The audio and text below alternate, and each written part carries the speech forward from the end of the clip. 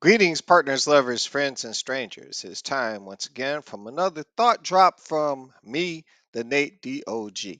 Good to have you with us. Thank you so much for taking time out of your day to check me out. All I'm gonna need you to do is like, subscribe, comment. As I say all the time, if you're gonna comment, think about your words. Remember, we got kids watching these videos. If you can't say it in front of your mama, you can't say it here. So, I got some things I want to say, hoping you'll be nice enough to stay. You definitely deserve a break today, and we're going to be doing things my way because it's my channel. So, let's get at it. So, Texas won the World Series. Yay! But no one really cares. This was the lowest World Series ratings wise in recent memory. Now, baseball was too slow in modifying the game for a new generation. Too many purists, too many get off my lawn guys have an iron grip on the game. And because of that, it's effectively alienated its young urban fan base. In the inner city, you see more basketball courts than baseball diamonds. To play football, all you need is a patch of grass and a ball. And when I was a little kid, we played tackle with no equipment. We just found some grass and we did it. Now, baseball is expensive to play compared to the other sports. And baseball also makes selective investment to youth programs. And that selective investment makes it hard for inner city athletes to play the game. What do I mean by selective investment? Simple. Go into the hood, tell me how many baseball diamonds do you see in the hood as opposed to the suburbs. And when you get that information, come back to me. Now, in addition, football and basketball players are glamorized, and the viewing of baseball is high. But basketball and football players, I mean, folks gravitate to them. They're the ones on Instagram. They're the ones being chased down. They're the ones that have the clout. Baseball players, hey, they make good money. They make really good money for the games that they do and what they put their body through. But at the end of the day, yeah, folks are watching baseball, but baseball is kind of like a passing thing because, of course, baseball is America's pastime while football is America's passion. But the thing about football is if your team is no longer in the hunt, you'll find another team to latch on to and watch. Whereas with baseball, once your team is out of the hunt, you're like, I don't care who wins the championship. My team isn't in it. I'm going to go ahead and check out the National Football League or college football, or whatever you desire. So, baseball can fix this situation.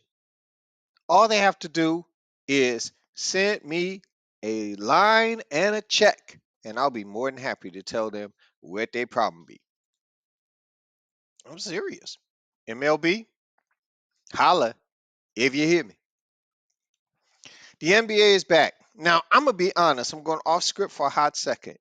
You know, the best part of the NBA being back is the NBA on TNT. Inside the NBA is without a doubt the best sports show, period.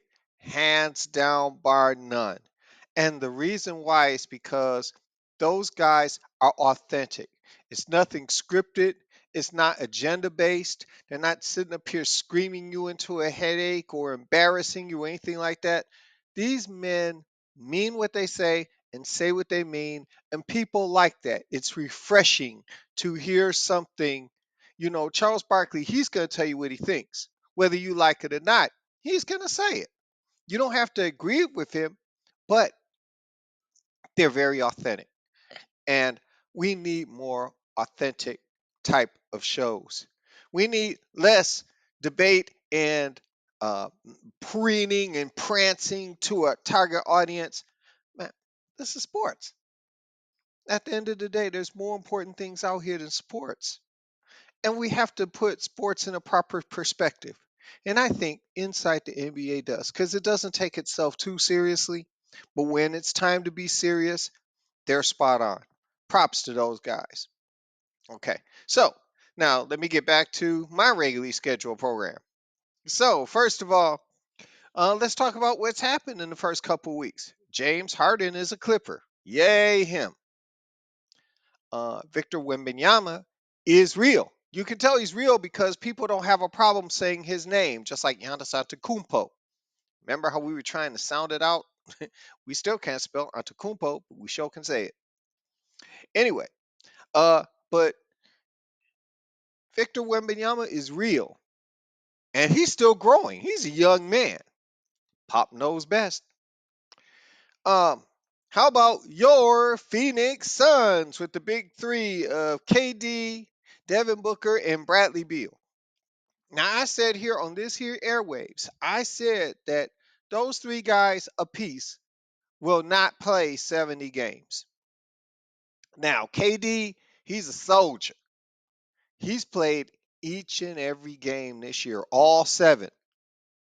But we know that KD, especially there's nights, he's the only one of the big three on the floor for most of these games. Matter of fact, let me break it down. KD's played all seven games. Devin Booker has played two. Bradley Beal, none. He still has not suited up for the Phoenix Suns for the regular season. So that means KD has played every game. There's been 5 games where KD was the first, second, and third option. You know, KD is on the wrong side of 30 something. And I mean, now I know LeBron is that genetic freak. KD ain't. I don't see KD doing those types of minutes for very long. Somebody's going to have to get healthy in a hurry. Otherwise, this team is in serious trouble. Okay. Now, as far as the rest of the NBA, I always say basketball doesn't get really, really good till it gets hot, and it doesn't get interesting till All-Star break. So I like to say NBA, hey, I'll occasionally check in here and there, but I'll check you out at All-Star break. So let's talk about the National Football League, and we're at the halfway point. Now, if you know at the beginning of the season, I went ahead and made picks. And so it's time for the DOG to be held accountable. So let's start with the NFC East. By the way, the teams that you see on my slide, these are the 6 top rated teams if the season was to end today. Okay? That's to let you know. And that's their seeding, by the way. There's 6 teams that go, and that's their seeding. So feel free to check that out against what I've done. So let's continue. In the NFC East, I picked Dallas and Philly to tie, with Dallas getting the tiebreaker. Well, so much for that. The Eagles are top dog at 8-1. They're the top dog in the NFC. Meanwhile, Dallas finds incredible, creative ways to make Stephen A. Smith oh so happy. Right now, they're holding it down in the 6th playoff spot. But, there's a lot of football left. But you're looking up at a steep mountain. So it looks like the Cowboys will be spending the rest of the season fighting for wild card position. In the NFC West, I picked San Francisco and Seattle to actually tie, and the tie was going to go to the 49ers. Well, sure enough, the 49ers are still in first place. And they look like a good bet to stay there. Now, Seattle is tied with the 49ers at 5-2. I'm impressed, frankly, because I was waiting for the Geno Smith show to crash land. Hasn't done it. So props to G. Be the man. In the NFC South, the division that nobody really wants, but somebody has to win it, I picked the Saints to survive out of that division. And sure enough, right now, as we speak, they are on top of that very bad division. Uh, the NFC North, that's where you know them, you love them. Your Detroit Lions are ahead of the pack. They are 1.5 games clear of the Minnesota Vikings, who have dug their way out of the basement to charge into second place. Now, I won't count Minnesota out. I mean, yes, they don't have Kirk Cousins, but, they found a way to win. But before you Viking fans go, Skol! And y'all want to drink that Josh Dobbs Kool-Aid, I'm going to tell you something. Josh Dobbs came from his last stop, which was Arizona. Arizona has one win, and he was able to pull that win off because he beat the Dallas Cowboys. But Arizona's 1-7, y'all. Okay? So the Cardinals, seeing that Kyler Murray is getting healthy and ready to come back on the roster, they decided to, send Josh packing. And they got some draft picks. Minnesota went ahead and scooped him up. So he's a serviceable quarterback. He's a good quarterback. But before you guys get too all giddy about Josh Dobbs, I want you to remember two things. Number one, Josh Dobbs did that incredible comeback. It was against Atlanta, y'all. Atlanta. Marinate on that. He came back against Atlanta.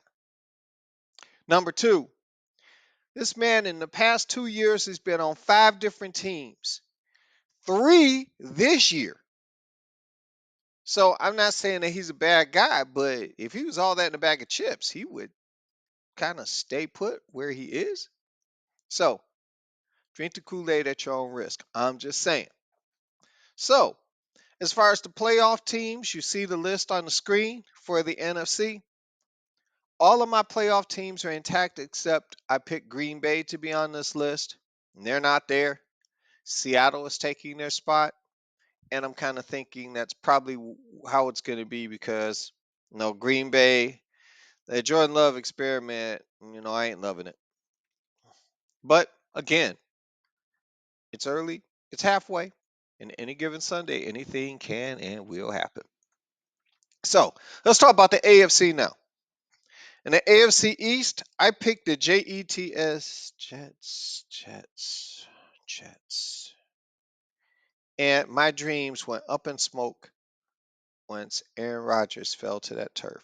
Now he says he might come back, but I don't know. I mean, he's not a spring chicken. And do you really want to rush yourself back out there and aggravate the injury and make it worse, knowing that you are an older guy and it takes longer for you to heal?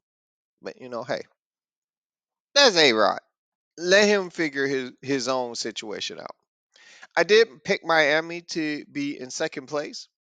And of course, since the leaders of the pack that I picked aren't there, Miami has happened to ease on in. And everybody wanted to crown them the best team in the league. But I don't know about that. We will find out. AFC West.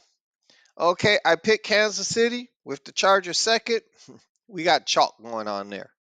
But I am curious to see how the Raiders are going to act now that they've gotten rid of Josh McDaniels. I'm going to have a commentary about those Patriot Way and Patriot coaches. Long story short, if you need a head coach for a football team, stay, run, flee the Belichick coaches because they have a proven track record of abysmal failure. Stay away. Okay? Anyway, in the AFC South, I picked Tennessee. And Tennessee found themselves a quarterback in Will Levis. But is it too little too late? Because Jacksonville looks like they want to take command, and they are definitely leading the NFC North. Now, the AFC South. My apologies. The AFC North, man, it's all about the Ravens. I don't know what they put in Lamar Jackson's Kool-Aid, but I'm here to tell you, it's kicking in like Red Bull for real. Okay? Dude has, in the past couple of games between the Lions and the Seahawks, he murked them. That's the clean version. He murked them. And they're right on the heels of KC. All right. So, uh, they may be the best team in the AFC, but the Bengals are getting healthy. They're climbing that ladder. They're not in playoff position yet, but they're getting mighty close. So, we'll definitely check that out. So, my AFC team picks, I'm gonna tell you, they're a hot mess. No, I'm here to tell you. That's why I tell you people when we do these prognostications, this is for entertainment purposes only. Please do not be sitting up here dropping comments saying, Nate, you caused me to lose my rent money. You caused me to lose my lunch money. Man, I owe the bully twice as much this week because I lost his money. Nope. Sugar and sugar, salt is salt. If you're losing games because of my picks, it ain't my fault because I told you. Nah. This is entertainment purposes only. And are you not entertained? So, at this time, hey, we did this around 16 minutes. We're going to probably finish under 20. So, I'd like to thank you very much for taking time out of your busy day. You could be doing a lot of things, but the fact that listening to me, watching me, however you're receiving this message, I fully appreciate it. Please feel free to like, subscribe, comment. If you subscribe, there's a little bell next to the subscribe button. Please go ahead and click that. And what that does is it will send a notification every time I drop anything into this channel. And there's been a lot of things that I've dropped in between my regular thought drops, which drop every Wednesday. Bulletins as they occur. And we've had a lot of stuff. We're talking about different topics. There's a video where I said I'm not going to talk about the topic. That's why I did a separate video. So you want to go ahead and you just want to fill yourself of all that good stuff that I'm dropping off here today. So that's about it. That's all I got. So again, thank you so much for stopping by. My name is the Nate DOG. And as always, in parting, we wish you love, peace, and hair grease.